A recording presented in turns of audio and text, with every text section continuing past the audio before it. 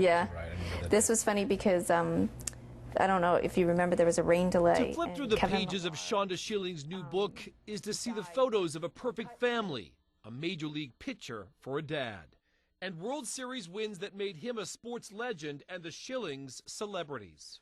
From the outside, you guys had everything, and you did. Yeah, we have it all. That's what people think. But off the field, Was there a part of you, though, at that time when so much was going on, that inside you were kind of dying, or you had to ignore? No, I absolutely was dying. I couldn't look at the bed. If I looked at the bed, I would want to lay back down. it started when she noticed something different about her then 7-year-old son Grant's behavior, something she worried about for more than a year. I thought, oh, he's the middle child. He was the baby. Now he's the middle child. We've just moved. It just seemed like there was always some sort of outside thing that made it okay for the way that he acted. All of her 4 kids were active. They're all ADHD. Their dad is too. So it's a wild house here. Grant was highly intelligent, but quirky behavior, she said. Trouble processing and focusing, unable to read social cues, challenged in school. We tried sports. They didn't work. And so a little bit of it is about... Was that hard for Kurt? Kurt could have cared less. It was me. It was Really? me. Because that's what I'd grown up doing. Playing sports. And so I did, and he's a boy, and he's not playing sports. Even more upsetting, Kurt was caught up in playoff fever, didn't notice Grant's behavior until one day he played football in the backyard with him. And here he comes right back in and he said, Shonda's not processing anything I say.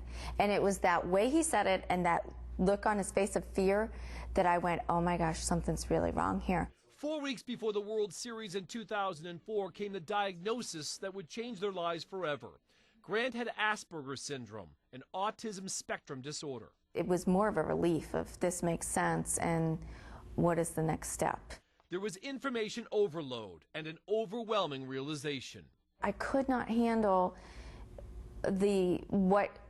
how different he was going to be and how that was going to affect his life.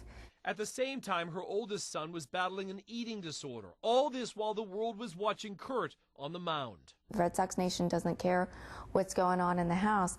I really had to push down a lot of the feelings that I had. It was never the right time to share maybe what I was feeling with Kurt. He was getting ready to pitch. He might have just pitched bad. That was until the World Series was over. Kurt on the DL. That was really a pivotal time. I mean, I really believe that had he not been on the DL, I don't know what would have happened to our family, because that was the point where I'd had enough. She and Kurt entered a year of counseling to save their marriage and make their family strong again. We went into counseling, and for people who think that this is, that's a sign of weakness, and a lot of men feel that way, he felt that way, there is nothing better than being healthy for your kids, because when you're happy, your kids are happy, and there's no better medicine in the world for that.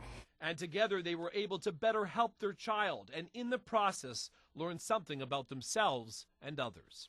I think it's really showed us that there are so many different kinds of people out there that deserve the respect. I think that's our biggest thing, is that we want Grant to be treated and understood for the great things that he has to offer the world. I'm Dan Janig, NBC 10 News.